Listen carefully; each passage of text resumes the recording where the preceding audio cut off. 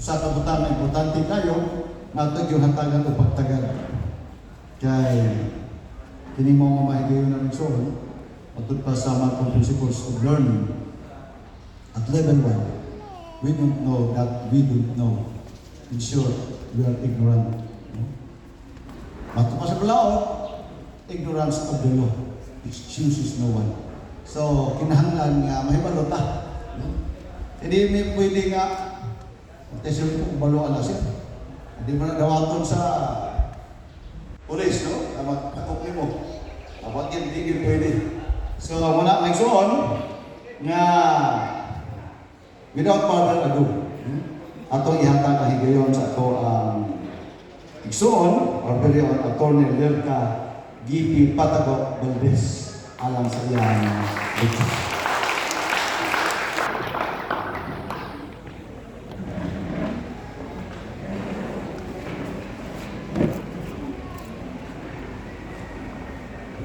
Malagyan sa iyan, nanay na ako. Good morning, everyone. Delighted ng Diyos. And, dili kayo familiar sa mga no? Pero, I've seen a few familiar faces. Pero dili kayo ila-ila good kahimaman. So, I apologize firsthand. Kaya kung tayo magduulos ako, wala ko kaila. So, ila-ila lang sa ako. Okay? Actually, this opportunity that I'm given by our church president or chairman of the board, this is a very nice opportunity for me because me and my mom, we haven't been in this national conference, let's say 15, I think almost 15 years. The last time we were here was around, I can't exactly remember the numbers, I'm not really good in numbers, but I think it was definitely around the time when Pastor Cordaje from Australia and our late Elder Calvin Worrell were visiting. So that was the last time we were here, me and my mom, okay, around, I'm not really sure, it's 2010 or 2011. So it's very nice to be here because my parents dragged me when I was 13 to be baptized here also in Bohol, there in Bohol Beach. And I was like, no, I don't want to be baptized yet. I want my lolo, Pastor Alberto Senior Patago, to baptize me with my cousins. Pinsan sa una si Peter Blinperte, sila Calvin Bar Patago, sila Kuya Kevin, and the rest of my cousins na kabatch na ako. So we were this agreement, we have this, how do you call this one? More like an agreement na, okay, let's get baptized together by our grandfather. Pero my parents, they have other plans, and they dragged me here when I was 13, there in Bohol Beach. And I think, if I'm not mistaken, it was Pastor Lim, according to my mom, because I don't know the person, I don't know the name. It was Pastor Lim and Pastor Israel Baclaan, who did this, I don't know what we call this one. It was a pray over and then some water. So it's really special to be here because again, it's been 15 years, 15 or 14 years. I can't do the math. I'm not good in numbers. I'm good in law, but not in numbers.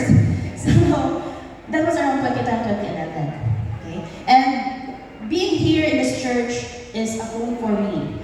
If you don't know, both of my grandparents or grandpas were church leaders. The late Pastor Cesar Senior Valdez and the late Pastor Alberto Senior Patago. And even my I think it's great grandfather, that's Pastor Urbano Ortele. He also served in this church. My parents, they were kids also in the national conference, but I'm not going to share their stories because, well, that's history already. Okay. Before I start with my lecture, let me first share how I ended up speaking here in front of you. That was way back February. Tama itong ni Pastor June.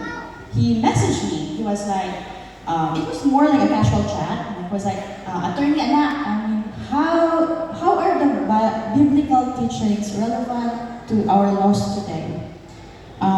Is it purely secular? Is it purely worldly? Because I totally understand where Pastor June is coming from. I mean, a lot of people would say the laws are cold, rigid, purely worldly, secular, etc., etc. And I said, no, Pastor, that's not true. In fact, our laws, Philippine laws, actually mirror the biblical teachings of our Bible.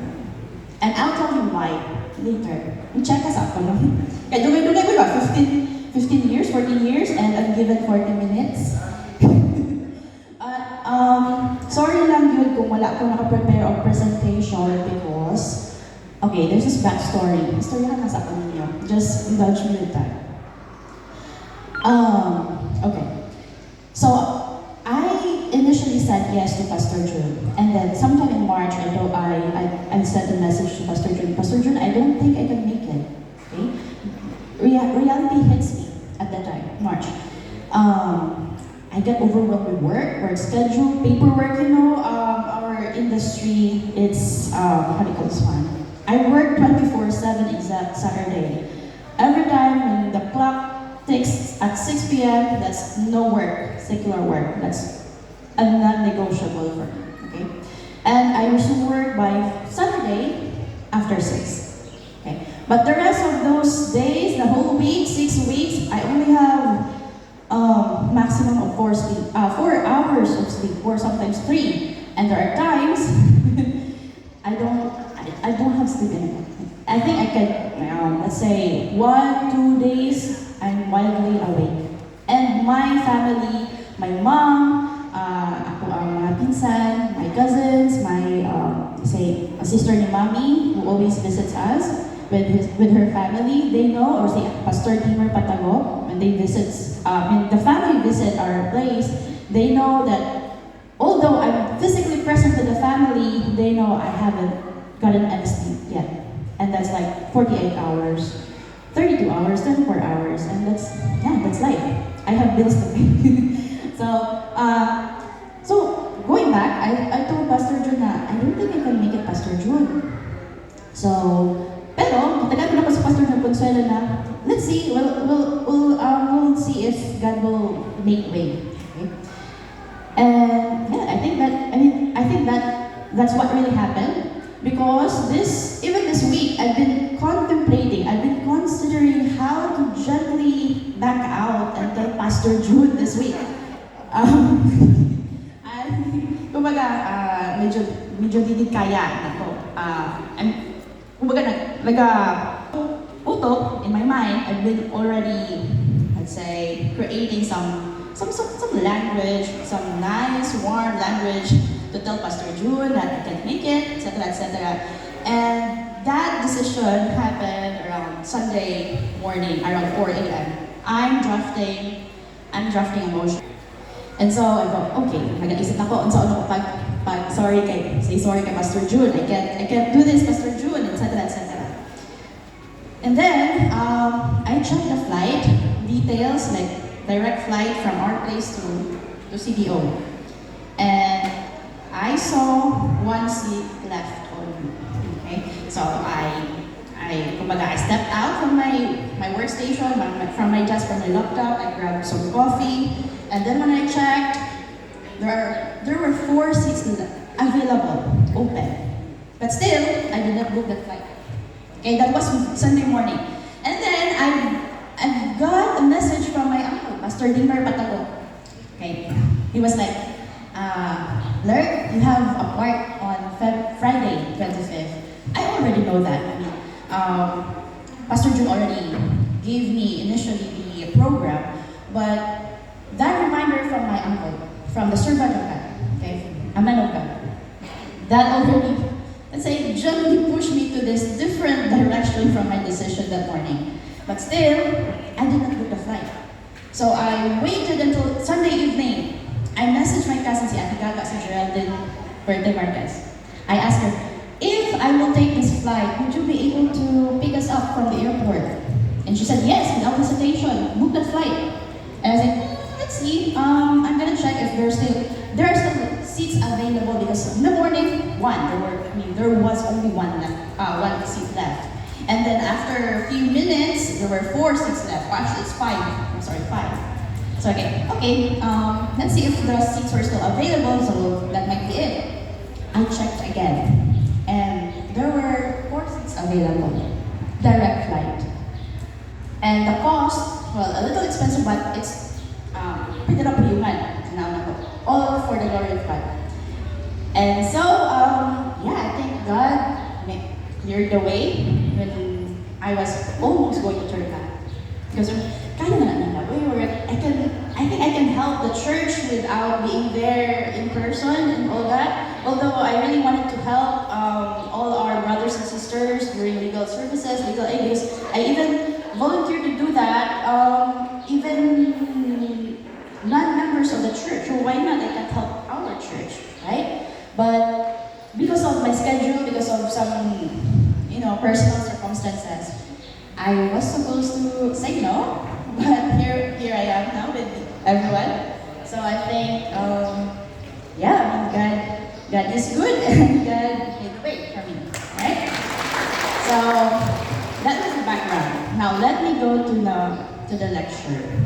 Okay, I did not, as I mentioned, I did not prepare anything because again I was contemplating to say no, but yun nga, I am here. So please bear with me, and I apologize if I came here unprepared, pero mentally, spiritually, I am fully prepared. Bay lutagan.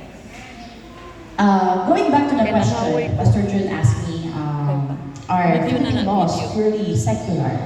Okay. The answer is no. Why?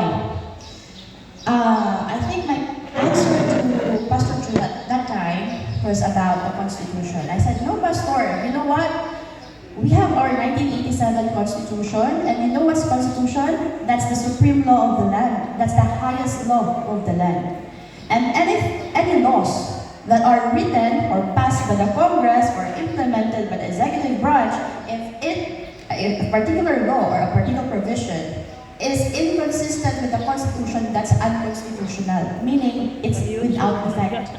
Because the Constitution is the supreme law of the land. Okay? Now, why did I mention Constitution? Because the preamble, the Constitution has this preamble at the beginning. Okay? Preamble is not part of the law itself. It's a statement of purpose. Now, the preamble starts with we, the Filipinos, we, the sovereign Filipino, imploring the aid of Almighty God. Pause. Okay? Think about that. Imploring the aid of Almighty God. Alright? So some people would say, attorney, I thought there's a separation of the church and state. Right? May mga ubang tao magod na medyo, they will size you up to check if you are really good at what you do. But you see, little knowledge is very dangerous. Now, let me explain. Imploring the aid of Almighty God, the Constitution itself, the supreme law of the land, from where all the laws should follow and obey, recognizes the highest authority, and that's our Almighty God. And what most people don't know, in court, okay, in court, we have this ecumenical prayer. We have this. Before the judge calls each case, before we try her cases, etc., the judge will just enter the courtroom, stand and say, okay, let's pray. And our prayer, this is more like a memorized prayer, but it says, Almighty God, let's start. Almighty God, we come to your holy presence as our supreme judge. Okay, let me read the ecumenical prayer because sometimes when I'm in the courtroom, I don't really memorize the ecumenical prayer. I mean, when I was doing this mock trial, when I was still in law school, sometimes the judge, our professors are judges of the regional trial court or sometimes municipal trial court. And they would say, Lourdes, recite the ecumenical prayer. So those were the times that I would memorize the ecumenical prayer. But in practice, since a lot of the judges, the staff, the personnel, everyone in the courtroom, they will just memorize blah, blah, blah. So I will just keep quiet. Yes. But let me read the ecumenical prayer.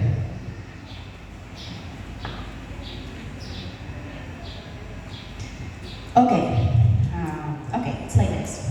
Almighty God, we stand in your holy presence as our supreme judge.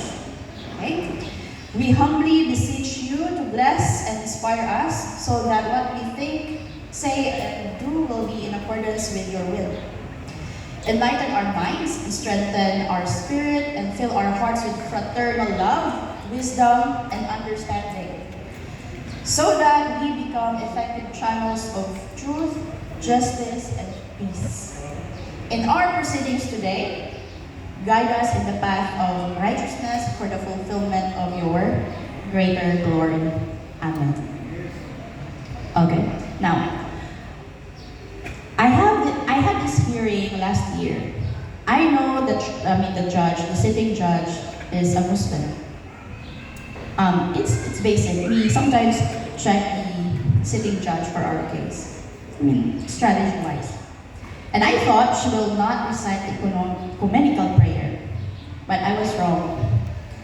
When I was there, my case was full, I think, the third time. She recited the ecumenical prayer. And we know Muslims, they do have this Allah. And back in law school, I have Sharia law. So I know how Muslims are very devout when it comes to their faith. So how much we Christians, right? But this judge, she entered the courtroom, recited the ecumenical prayer, and then listened up. And I was surprised that even this Muslim judge recited the ecumenical prayer. And that's, again, recognizing the highest authority, our supreme judge, that's our Lord Jesus Christ and Father God, right? Amen? Amen. Okay, asa na ba pagikan? Nalibog na po, asa ba? Okay, speaking of preamble, going back, again, we implore the Almighty God, the aid of Almighty God. When we go to the courtroom, if you're going to be a witness, if you're going to stand a witness stand, what we do, we have this oath. We say, do you swear to tell the truth, the whole truth, but nothing but the truth? So help me, God. Okay? So there's it. There's an oath. Although we have this affirmation are for those people who don't have this religious conviction. Because our constitution, let me just clarify. Although our constitution does not impose state religion, it does not promote godlessness or atheism, but still it respects, of course, your sensibilities. If you're atheist or if you're, But in general, our oath ends with, so help me God. From the president to the local positions, so help me God. Lawyers, even si Doctora, the board pastors, engineers, etc. You say, so help me God. Our oath as lawyers is very long. I'm not going to recite that, but again, we take no man for money or malice. At the end, so help me God. So just imagine, that's just the basic. I think that's the most common reflection of legal system, the Philippine laws in our land. And that mirrors only I think just 1% of the biblical truth and Bible teachings. Now, I'm thinking how to simply present to you or visualize how our laws reflect the whole Bible. And I think the best way to present that is using the Ten Commandments. Okay? Sa Ten Commandments, in the Old Testament, because in the New Testament that's been summarized into two. Okay? Love your God with all your heart, and with all your soul, and with all your soul. Is it correct? And love your neighbors as you love yourself. Okay? But I'm gonna go to the Ten Commandments. Okay? The first commandment is, you shall have no other gods before me. Is that correct? Okay. Correct na siya. Again, you shall have no other gods before me. Our Constitution, again, recognizes, acknowledges the highest authority. Now, going back to I think I mentioned that, di ba, there's a separation between the church and the state. So let me explain that. That's actually in Article 3, Section 5 of our Bill of Rights, again, 1987 Constitution. What the law prohibits is the establishment of state religion. Some other countries, they have state religion. You have to be part of this religion. But Philippines, we don't have that. Okay? What we have is freedom of religion, but regulating the exercise of religious activities. Okay? So, I'm gonna walk you through. I think we have the other laws na mas appropriate for some examples that I think you're very familiar with that. Okay? The second commandment is, second commandment, Pastor? Okay. You shall not make any carved image of anything that is in the heaven above or the earth beneath or anything that is in the water under the earth. I think that's the second commandment, right? Although the Philippines, our laws do not have this literal idol making. We don't have that yet, right? Again, we criminalize those idol worshipping. And in modern times, what do you say idolatry? It could be power, it could be wealth, right? We have anti-graft and corruption, and that's one. It's one of the, let's say, ways or our laws prohibiting such action that will say this is idol worshipping already, and this act may hurt others, especially the welfare of the people. So we have that anti-graft and corruption. We also have malversation of funds, etc. I will not go into details on those laws. It's very technical, but I'm telling you, we have laws that would mirror the second commandment of the Lord. Yes. Third, you shall not use the name of the Lord your God in vain. Now, I'm pretty sure you're familiar with, I think it was Puka Vera case. Who's familiar with that? Drag artist who was arrested because he did this public performance. And in a way, his performance I did not watch the performance, but it was very offensive to the religious sensibilities. Kasi familiar ato? Si Doctor. Right? Nagsuot siya na Jesus Christ, and then naging siya ang manaming sa although it's Catholic, right? Pero, knowing that you're attacking our religious conviction, okay? That's already misusing the name of our Lord and God. Okay? You're actually attacking the whole biblical truth. They're atheists, yes, but again, revised penal code penalizes anyone who anyone who does those things. Those who offend the religious sensibilities. Mga Catholic man ka, Protestant, or Sabbath keepers, we have laws that penalizes these offensive remarks, offensive actions, publications, performances, etc., exhibits, whatever, let's say, output or artistic, let's say, in the case of artistic performance, you cannot get out of revised penal code because you have offended our religious sensibilities. Okay? So that's the third commandment of the Lord. What's the fourth commandment?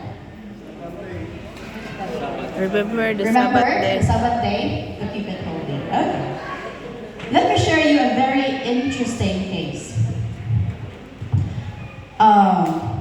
We have CHED Memorandum November 15, 2010. Was it November 15, 2010? For a while, let me just check.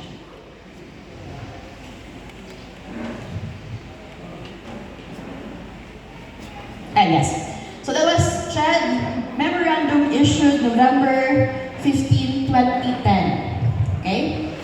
That memorandum mandates all educational institutions, my university, colleges, elementary school, tertiary, primary, secondary, etc. It mandates every institution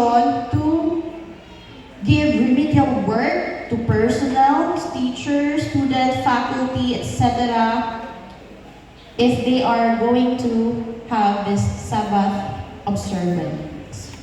Okay? CHED Memorandum, November 15, 2010. And I actually used that CHED Memorandum when I was in college. Okay, now there's an interesting case. We have this case. If you have time, please read the case. I know not everyone would have the luxury of reading cases. It's very long. But if you have time, please read. Denmark, Zambrano, what's it, Zambrano? Wait. Ang remember lang ako is ang case number. That's GR 217453, July 2017 case. Denmark, Zambrano, wait. There's this case. He is a SDA, Adventist. Okay, he's an Adventist. Nabasa lang nilang case, and it's really good. And I think as Sabbath keepers, this hits home for us, actually. Valmores, sorry. So that's Denmark Valmores, he's the petitioner, versus the Dean and Faculty of MSU College of Medicine. That's a 2017 case. Now, this SDA Adventist medical student, he filed a mandamus. When you say mandamus, that's a request from the Supreme Court or any tribunal court to direct a person to do the ministerial act. You don't have to make a decision, just do it. That's the mandamus layman's term. He filed a mandamus before the Supreme Court for what? He wants the MSU College of Medicine to give him Sabbath observance accommodation. But the school, the university, did not follow the CHED Memorandum, November 15, 2010. That's a very interesting case. And you know what the Supreme Court did? They granted the petition. Okay? They granted the petition. So, everyone here, if you are, let's say, if you think you're persecuted right now because of our Sabbath keeping or Sabbath practices, you can invoke CHED Memorandum, November 15, 2010.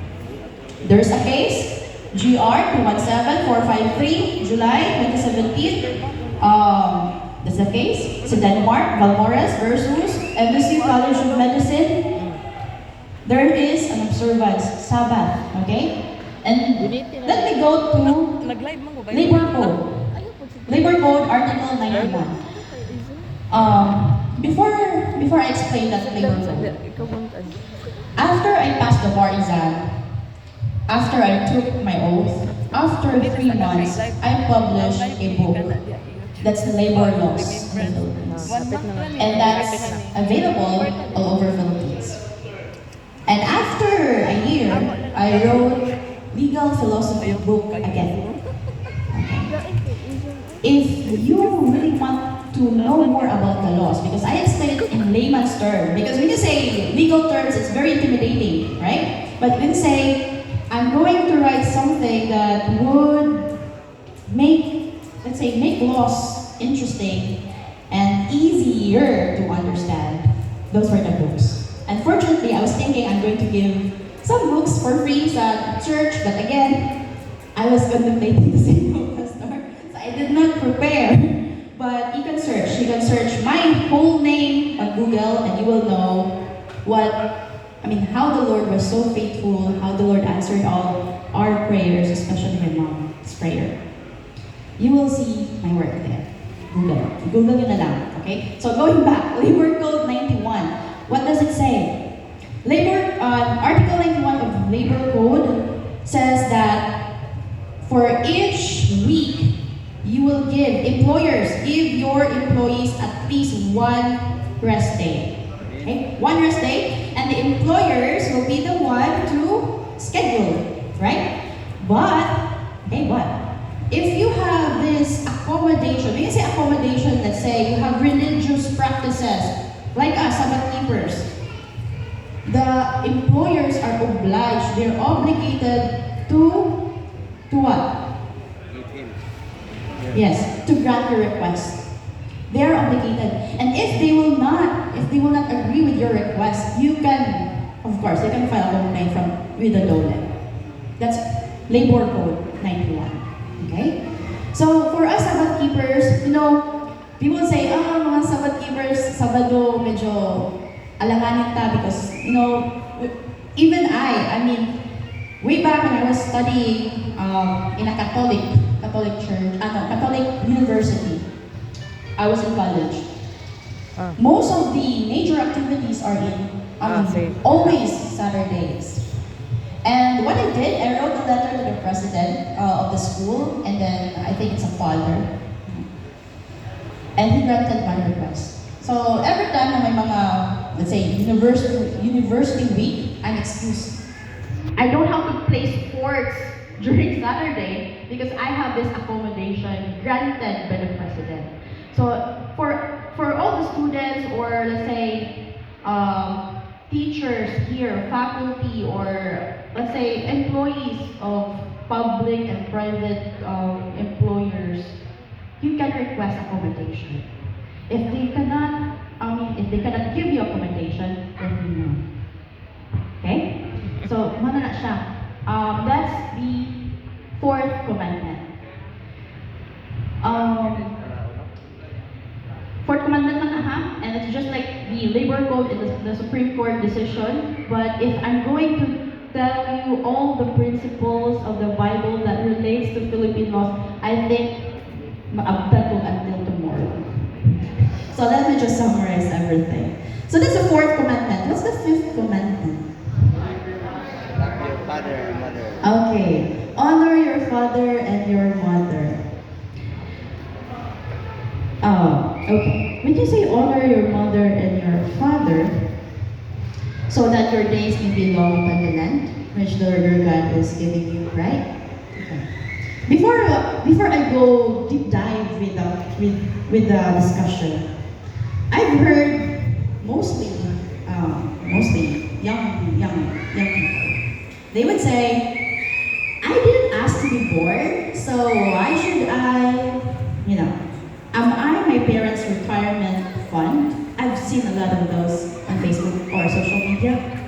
Or they would say, you raised me, sure, you raised me, but I also have life to live. I've heard that a lot, and I've personally heard those kind of statements. Now, when you say honor your father and your mother, it doesn't have any conditions.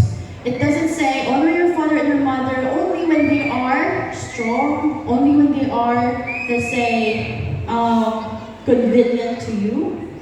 You don't have those conditions, okay? Because when you say honor your father and your mother, it means, di ba, mag-convert tayo siya sa mind of our young people or even the children to mean support, financial support. Yes, that's one thing. But honoring your mother and your father doesn't mean only financial support. It will also mean time, attention. What else? You don't have to ignore them during calls. Or you don't have to ignore them when they're sick. Or you don't have to ignore them when they're very, very slow. So honoring your mother and your father, we have lots of provisions in our family code. Let me give you one. Article 195 of Family Code, it legally obligates children to support their parents who are in need.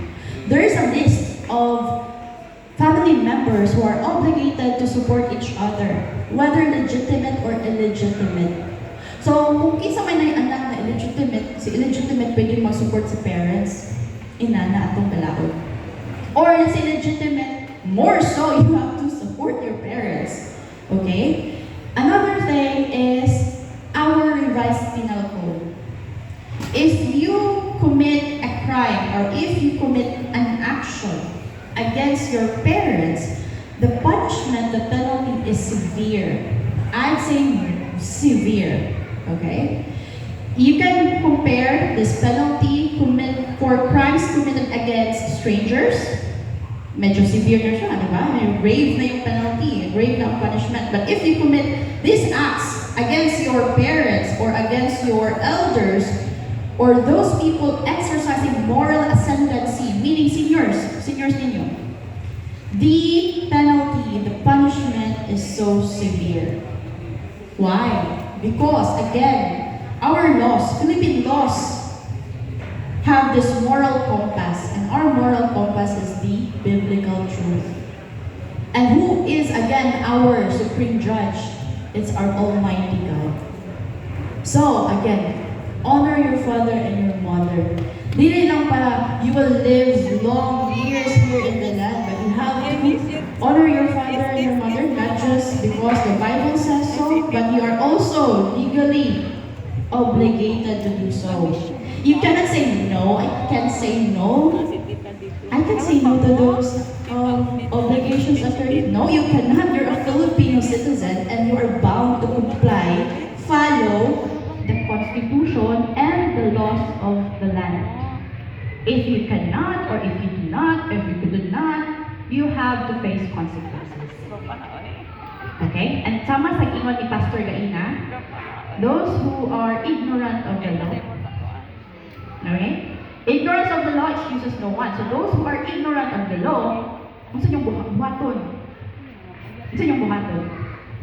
If you have zero knowledge of what our laws are, then you start learning even the basics, your rights, your obligations as a Filipino citizen and as a Christian, as a Sabbath keeper. I always tell my clients this article in Civil Code because Civil Code governs the civil relations and family relations. And we have this Article 19. Every person must, in the exercise of their rights and in the performance of their duty, must act with justice, give everyone his due, and perform, be in good faith, and honest in all their dealings. That's Article 19 of the Civil Code. That's very generic. Every person must, in the exercise of their rights and obligations, duties, give everyone his due, good faith, be honest. That's Article 19. So pag may mga kliyente mo doon sa attorney, I have this, that, blah, blah, blah, and I know my client did something wrong, I do not tolerate my client. I advise my client to do what's right, but I mitigate the potential penalties for him. Because it doesn't mean I'm condoning his wrongdoings or her wrongdoings. What I'm trying to say is, you make amends, you correct your mistakes, but you have to face consequences. But since you have admitted your wrongs, then mitigate the consequence. That's the haggle we do in the legal system. Okay? I hope that's clear. Am I being technical or sabotable lang? Sabotable lang? I asked my family, my mom, should I speak in English or should I speak in vernacular? And then I learned that we have our brothers and sisters from Australia, and I was saying, okay, I'm compelled to speak in English. I've been speaking English in courtroom, writing drafts in English, and then, okay, magbisiya na ko, vernacular na. And I'm not really good in vernacular as well, so na-struggle po ko. Di ba ko kabulong Tagalog? So where am I? I'm gonna place myself. So, wala na. Next, what's the next commandment? Sixth commandment? Sixth commandment na ba ta? Oh, you're not listening. Sixth commandment. Correct. What's the sixth commandment? Thou shalt not steal. Okay. I'm pretty sure you already know theft, robbery, estafa, or swindling, right? Okay. Just basic stuff. What's the difference between theft and robbery? When you say theft, that's the taking of something that you don't own, you're not the owner, with the intent to gain. Okay, that's theft. Now, let's say, if person A, let's say, forcefully entered your house, what do you call that action? Is that theft? Is that theft? Yes or no? Wala Wala nang minaw. Ito na pastor story ay wala silang minaw. Is that theft? No, it's not theft. It's robbery. Why robbery? Robbery has force upon things and threats upon persons. It's robbery when there's threat or force upon person. When someone, not someone, okay, forcefully enters this house without consent of the owner, that's robbery. Take something, not his property, not his items, that's robbery. If someone secretly takes something, that's theft. Without damage sa tao, okay? That's theft. Okay. That's the 6th commandment. What's the 7th commandment? Thou shalt not kill. Thou shalt not commit murder. Correct? Okay. So, we all know, I think that's the most parallel of all laws. Do not commit murder. Do we know any country who allows killing? I will let Doctora explain that further. I think that's because I know it's part of her oath kasi na even the person is a criminal or an enemy, she has to save that life. As lawyers, we protect life, liberty, and property. That's our oath. We protect your interest, life. If you commit murder, the penalty is reclusion perpetua to death or life imprisonment. We don't have that penalty, it's being suspended. So as lawyers, our duty is to mitigate the penalty as much as we can. But we don't, I strive to be a competent Christian lawyer, not just a competent lawyer. And when you say Christian lawyer, that means I'm grounded by the moral principles we have in our church. So, life, liberty. Okay. If someone kills somebody, what do you expect? He will be arrested right there and then if he or she was caught in the act. Or if he or she wasn't caught in the act, there will be warrant of arrest to be issued by the court, etc., etc. Even if the person will be, at the end, let's say, a judge innocent, but that person is detained. Because capital offenses are not bailable, but it depends sa imong lawyer. Okay? But general rule, it's non-bailable.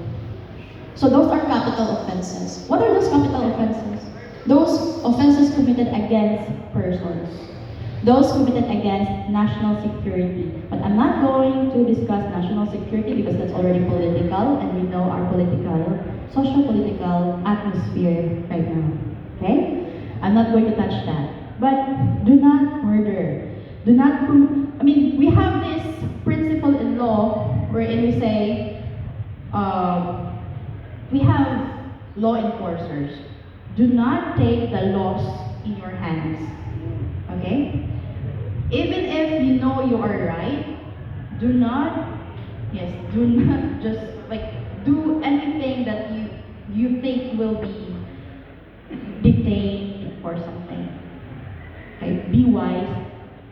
Remember your family, remember your life, your liberty, and your property. Because once a person is detained, his civil rights are suspended.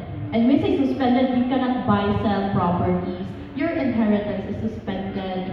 You cannot see your kids because your parental rights are suspended. Your civil rights are suspended. So before you do something, exercise restraint. And when we say exercise restraint, we have lots of biblical teachings there in the Bible.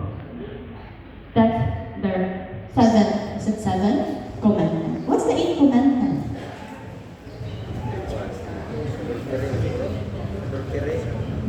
What's the 8th commandment? Adultery. Thou shalt not commit adultery. Kinsa na kabit diri? Nay kabit diri? Wala. Okay, we have adultery and concubinage, and that's punishable under Revised Penal Code, Article 333 and 334. Now, let me explain this. When you say marriage, you don't just marry out of, let's say, convenience. You do not marry just because out of romantic companionship. Marriage is a covenant, and that reflects God's relationship to His people. That's enduring, sacrificing, forgiving. What else? Being faithful. God has always been faithful to me, to my mom. Kami lang gud mga perminti, uban. Sobrang yan uban sa kuha, kung legal aid sa gawas, uban gid siya. Di ko siya pabilin. So, okay. I have counseled several clients who are, what do we call this one? Betrayed by their spouse. Those children who are, let's say, who have been torn because of the affairs. And you see these wounded feelings, traumatizing situations, and sometimes infidelity would partner with domestic violence and all that. See? Marriage is not something you can just like, yeah, pakasal ta ugma, matik. Tapos si parents na ang bahala sa tuwa. No, it's not like that. Marriage is a tripartite contract. If we're going to view that in our legal system, why? The only third party allowed is the state. Sa ano na ha? Sa legal perspective lang sa. Okay? Why? We have, divorce is not yet legal in the Philippines. And the only way to get out of marriage is through annulment. And annulment, we have several grounds, but the most common ground is Article 36 of the Family Code, and that's psychological incapacity. And that's very difficult to prove in court. Okay? And when I say the only third party allowed in your marriage is the state, yes, the state. Because once a spouse files a petition for nullity of marriage because of psychological incapacity, the state will be there, will get involved. You cannot just get annulment or nullity of marriage without the state's involvement. The state usually, once the court grants the petition for nullity of marriage, automatically the state will object. And that is why you have lots of cases before the Supreme Court because the state does not agree with nullifying your marriage. You understand? Nakuha ba? The only third party allowed in your marriage is the state when you don't want to be married to this person anymore. Why? Because the reality is you cannot just get out of marriage, out of your whims, out of your affairs. Okay? Does the state, the government, the state, understands sometimes, if a spouse, let's say, caught his or her spouse in the act of adultery or in the act of concubinage, we have this punishment in the Revised Penal Code, Article 247. If the spouse, again, if the innocent spouse, let's say, surprises his or her offending spouse caught in the act of committing sexual intercourse with a man or a woman, not his or her spouse, and commit physical injuries against the kabet and the offending spouse, the law says the innocent spouse will not be charged with homicide, will not be charged with murder, will not be charged with physical injuries. Why? Our law does not condone violence. Let me just be clear. Let me just be super clear. The law does not condone violence. More so, killing, of course, right? But the law understands the reality. When betrayal comes in, betrayal provokes overwhelming response from the innocent spouse. And when you open the door and you see your kaayuduhan ninyo sa wedding caught in the act of doing the that rightfully have to do so, the innocent spouse can pulat tako yung mga, di ba, yung partner and the partner. The penalty, Article 247, as I mentioned, is destierro. You will not be charged with murder, homicide, or serious light physical injuries. You will be charged by penalty mo is destierro. Now, what is destierro? Destierro is a very light penalty. The innocent spouse will only be banished from the area, usually 25 kilometers radius. That's the penalty to the innocent spouse. You should banish lang ka. For a period the court will deem appropriate. That's destierro. But I'm not encouraging everyone to kill. Okay? I'm not encouraging everyone to commit acts. Again, exercise restraint. Do not put the laws in your hands. Okay? We have law enforcers who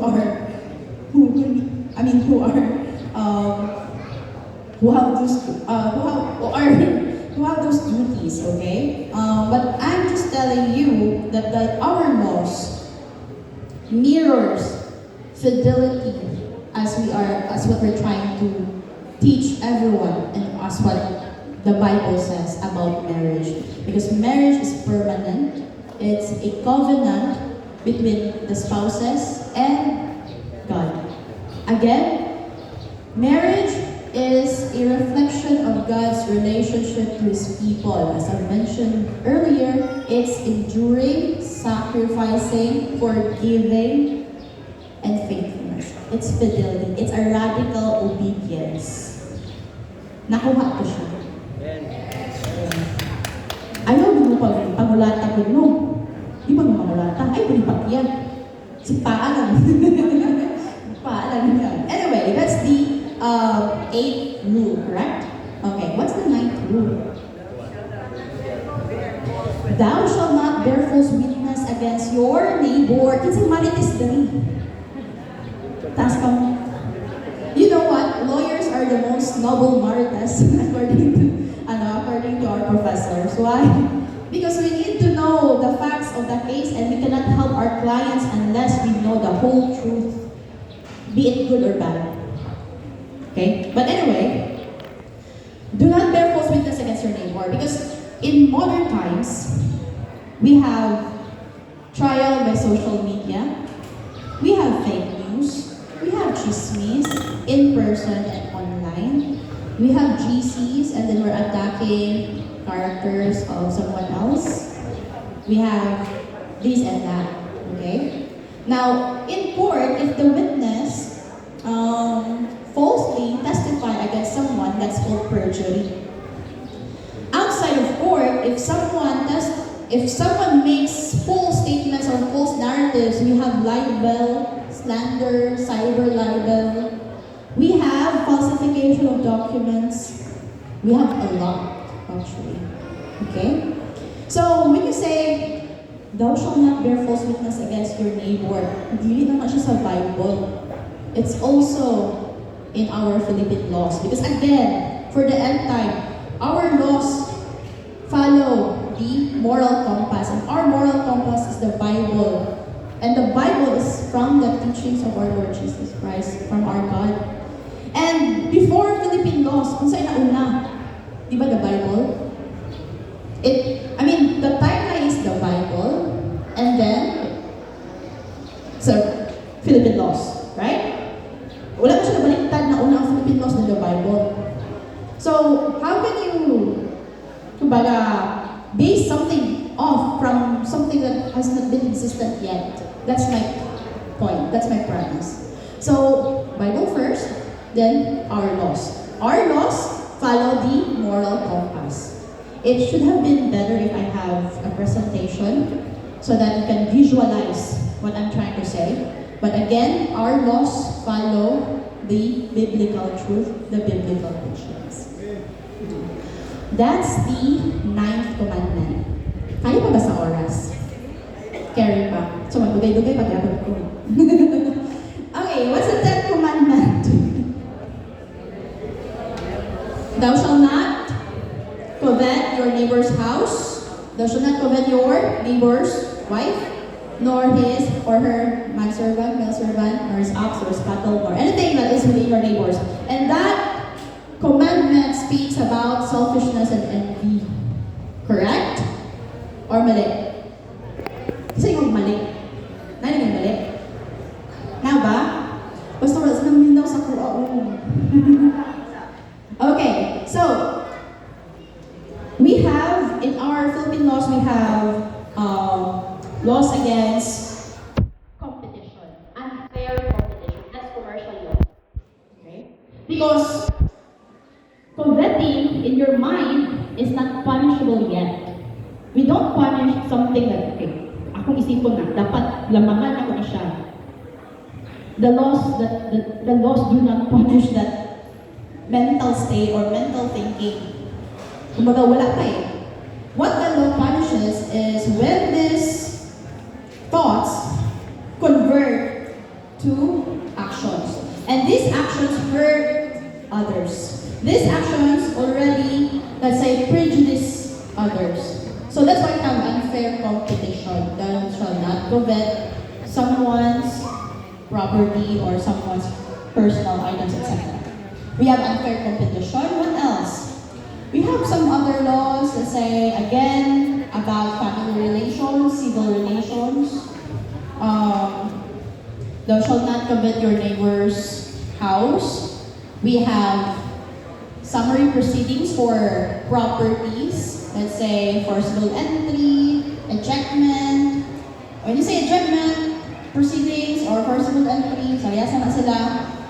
If someone claims another property because, let's say, because of lease, because of rent, because of possession, there's like issues of ownership and of possession, we have laws. We have civil laws, that's property laws. And then we have, what else? Succession.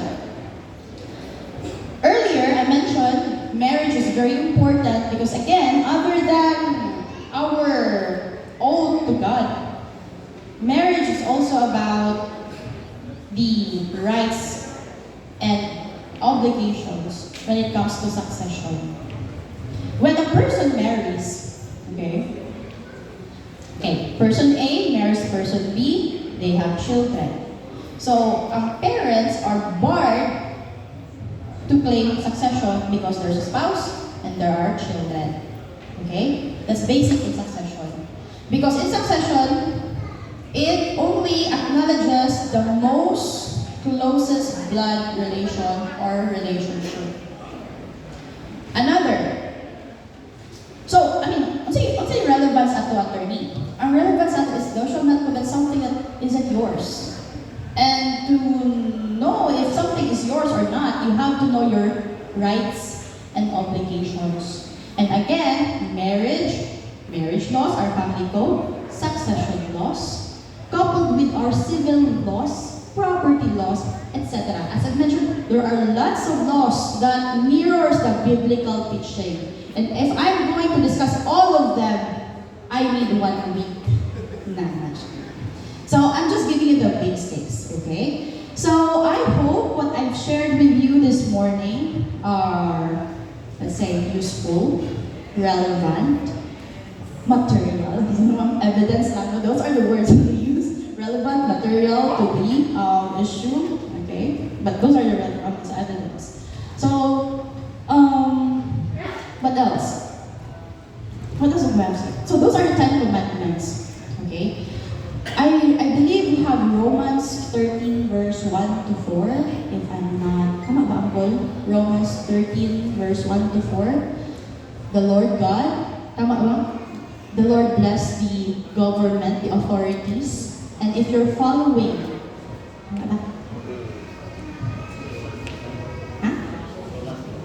Romans 13, tama? Okay, Romans 13, 1 verse 1 to 4. If God authorizes or blesses, that's the context, the governing authorities. And if our government, we have the laws, before I continue, We have three branches of the government: executive, legislative, and the judiciary. I belong to the judiciary since I'm a lawyer. I do not enforce the laws. We interpret the laws. Just to clarify that. So if na ay nagsumbaga na dira, do not call the lawyers, call the policemen. Okay? And when you say, attorney, submit rin na balaod, I want these laws to be passed, to be blah blah blah, to be implemented in the Philippines. That's not the judiciary's duty. That's the legislative. So choose your representative wisely. Okay? Since I think that's timely because we have our election coming up. Okay.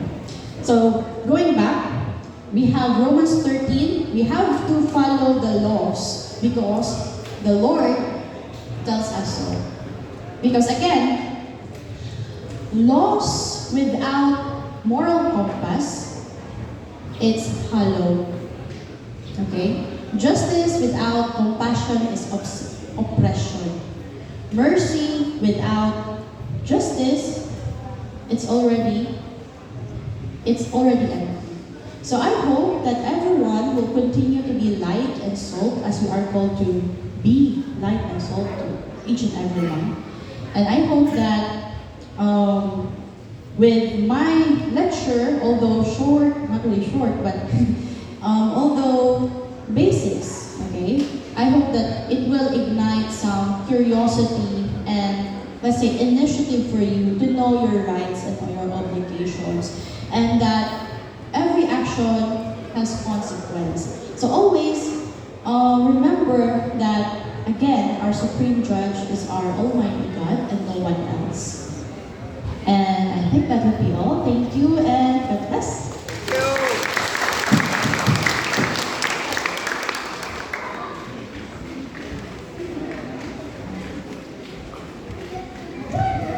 Thank you so much, attorney. You are truly a gift to all of us. And please accept this token of appreciation. May I request everyone in red, the BOTs and the admins, to please come forward. Ako gihangyan na lang mga admin, mga beauty, yeah. And even our visitors from Australia.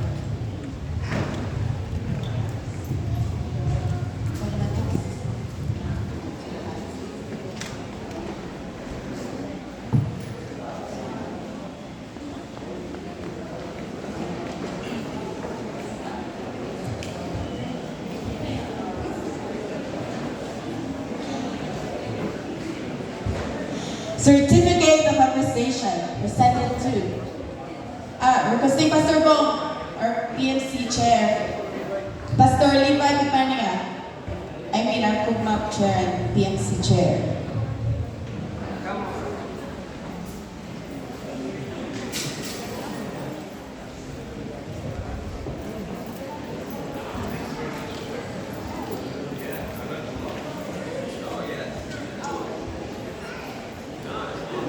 Okay, once again, kapagpakan and just kinabuhi sa attorney.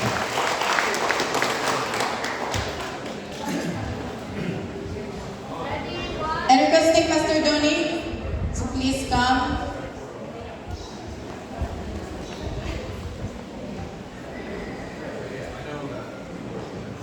Certificate of Appreciation presented to Attorney Lurka Gipi Patagok Valdez, in grateful recognition of her invaluable contribution to the 66th National Conference of the Church of God, Seventh-day Incorporated, sharing her legal expertise, professional journey, and powerful testimony of God's hand in the field of law. Her willingness to offer free legal counsel as a part of the outreach is a testament to her servant heart and commitment to justice, compassion, and faith, making her participation one of the anticipated highlights of this year's conference. With deep appreciation, we honor her for using her profession as a platform for ministry and service to others. Given this 25th day of April in the year of our Lord 2025 at the Convention Center of Paul Misamis Oriental, signed by Pastor Bienvenido C. Ramos Jr., our National Chairman, and yours truly. A big round of applause, please.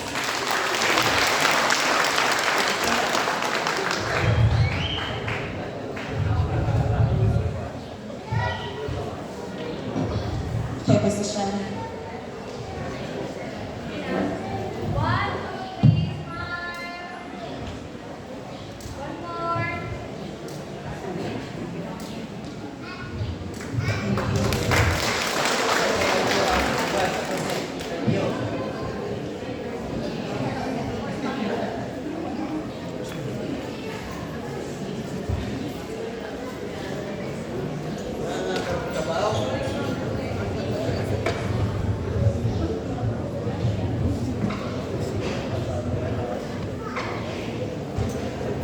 So once again, a round of applause for our speaker from America. Paki, palihog ko gunit ka ako sang iyo. Siyang ko na nakagunit. Iyo, gunit So na. daghan na mong natunan siguro no? Pantay-pantay na gini. Asa ni David? Sweet ko na rin ng estiro. Ano sa mga stop? Pwede di ay.